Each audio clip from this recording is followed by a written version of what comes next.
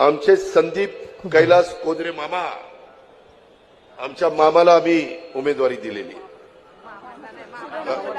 मामाच्या चिरंजीवाला, कैलास मामाच्या चिरंजीवाला.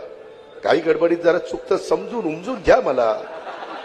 असं काय आकाश पाताळ एकत्र झालं नाही.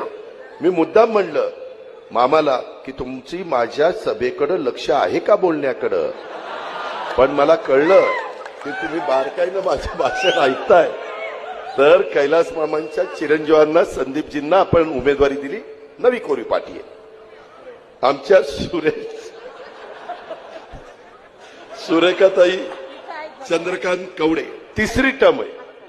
तिसरी टर्म या माझ्या भगिनीला अनुभवी म्हणून आम्ही उमेदवारी दिलेली. आणि चौथे आमचे बंडू तात्या.